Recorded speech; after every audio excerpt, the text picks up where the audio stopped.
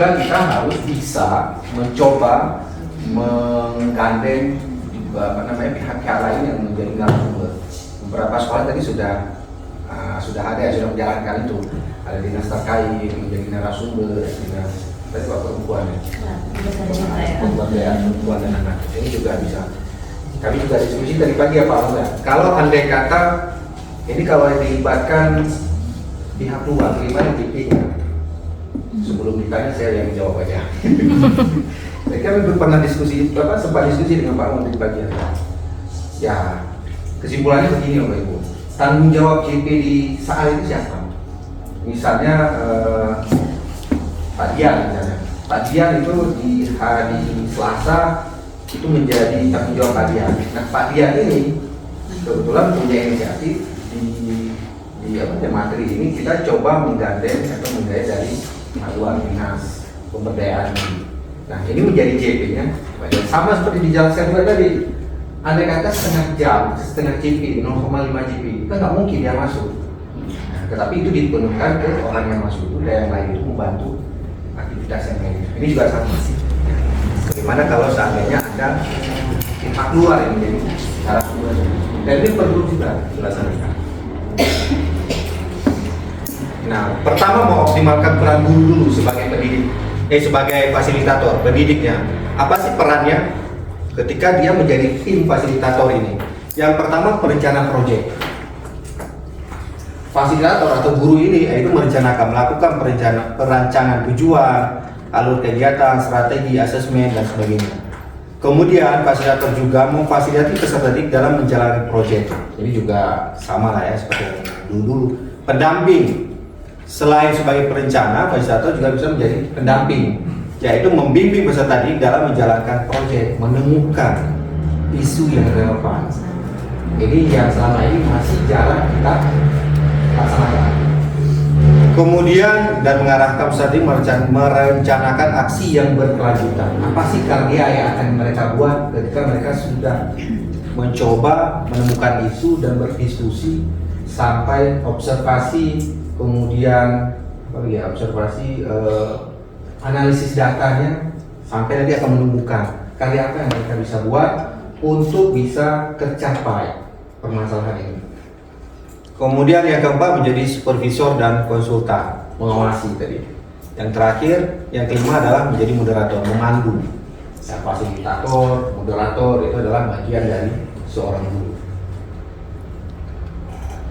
Kemudian mengoptimalkan, kalau tadi guru ya, kalau sekarang mengoptimalkan kesempatan murid untuk memiliki voice dan choice pilih ya. Jadi murid itu dilibatkan di dalam kegiatan ini. Supaya apa? Supaya mereka juga merasa bahwa ini milik bersama.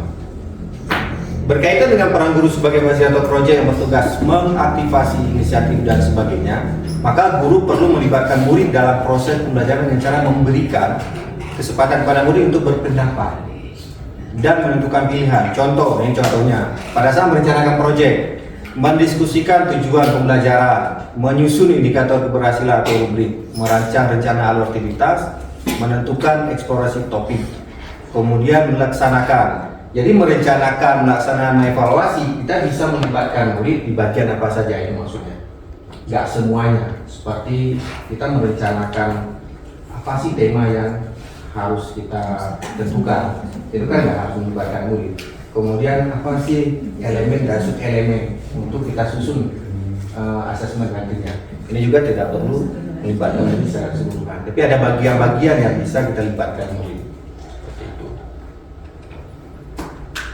Nah ini juga gambaran aktivitas yang dapat dilakukan oleh murid hingga menjadi pembelajaran mandiri. Memastikan murid belajar secara aktif dan mendiskusikan tujuan, menyimak, mengidentifikasi, memilah dan seterusnya. Kemudian memberikan murid pilihan, melakukan semua tahapan sebelumnya, memilih konten yang akan dipelajari, menentukan cara memahami sesuatu, memilih cara ini contoh saja ya Bapak Ibu. Kemudian mengasah kemampuan murid menjadi pembelajaran mandiri.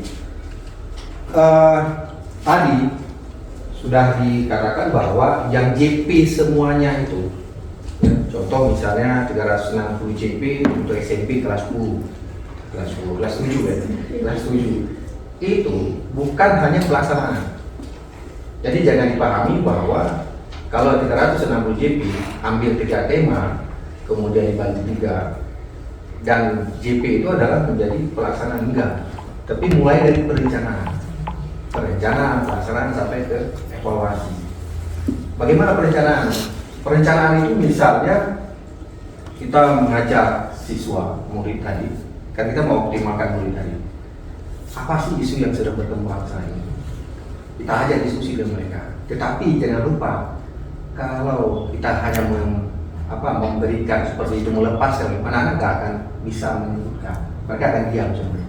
Tetapi ada pertanyaan-pertanyaan pematik yang harus kita susun, kita buat. Kalau nggak ada, nggak akan muncul. Itulah strategi. Setelah sudah semuanya, mereka akan melakukan observasi. Observasi masalah ini, bukan pelaksanaan, belum masuk pelaksanaannya, masih perencanaan.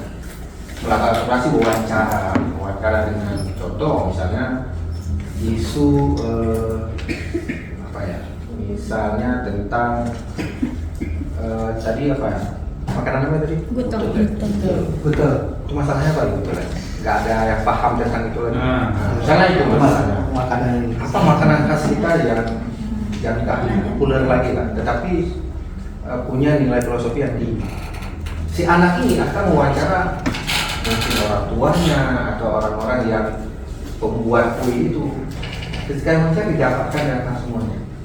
Nah, dari dapat datanya, kemudian mereka akan menganalisis. Kalaupun mereka tidak bisa menganalisis, mereka mendapatkan kesimpulan apa sih permasalahan sehingga Google ini tidak diminati oleh anak sekarang. Itu juga boleh. Nggak harus analisis data seperti kita kuliah ya. Ada statistik, nggak perlu. Yang penting mereka menganalisis, membuat deskripsinya sehingga mendapatkan kesimpulan. Nah, ketika kesimpulan ini sudah didapatkan, baru muncul karya apa yang akan mereka buat.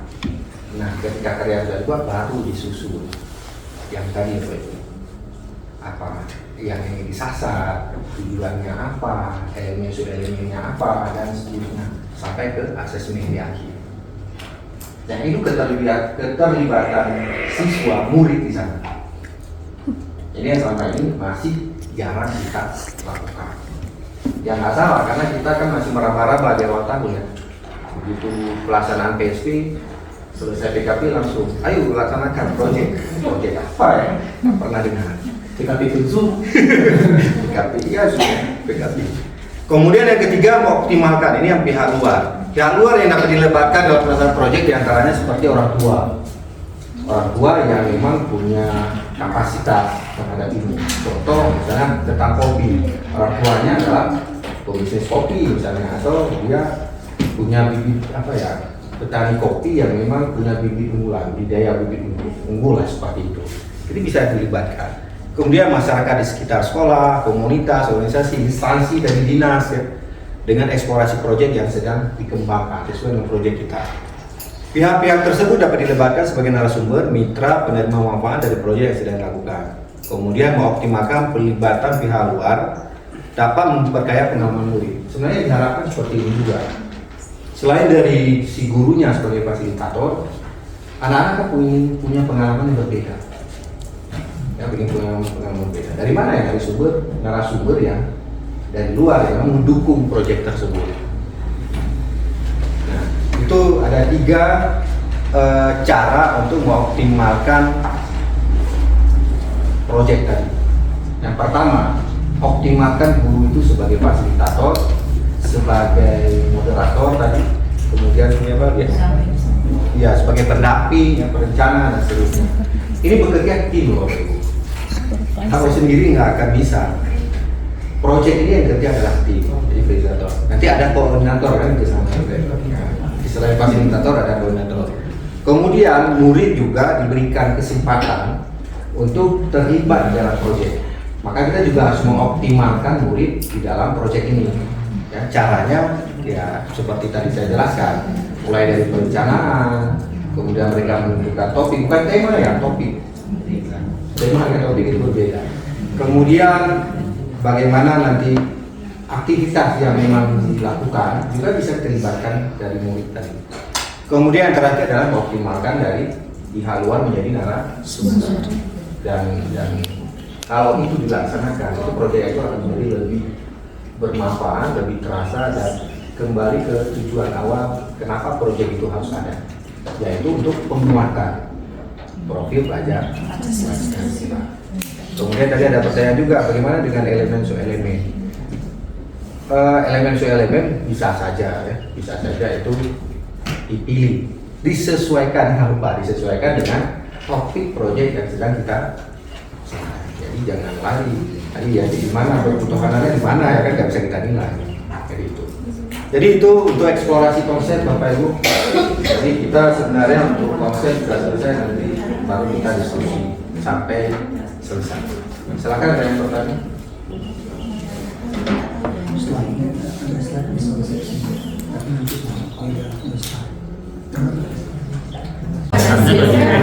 Tahun kemarin betul.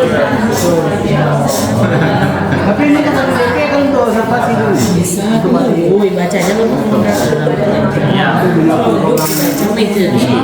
Program proyek sebenarnya. Anak-anak tapi bisa pulang aja. Kita nggak pulang.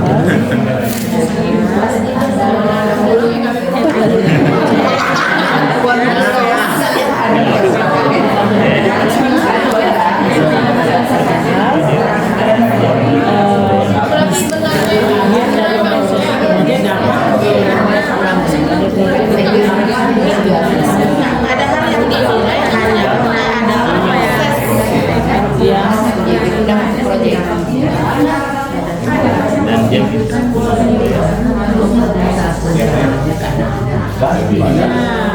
Ya lancar masih bisa tunggu.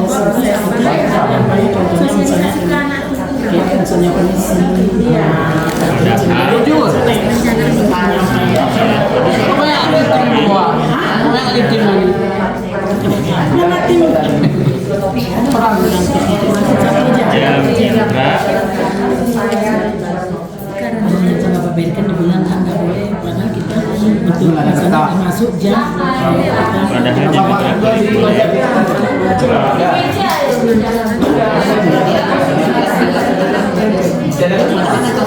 Project ya, sudah digunakannya. ya, hanya intrakurikuler ada maksudnya jam intrakurikuler ada alokasinya, jam proyek ada alokasinya kan itu kan ya. Project pembuatan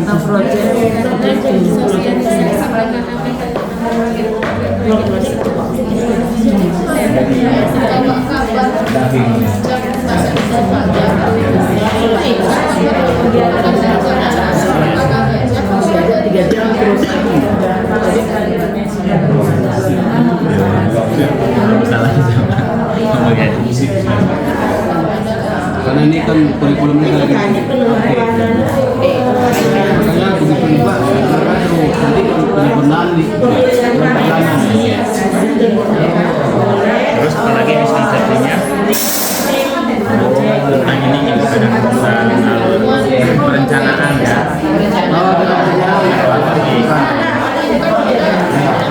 Kita perencanaan kemarin itu berdiri Oke, di topik dulu penentuan topik.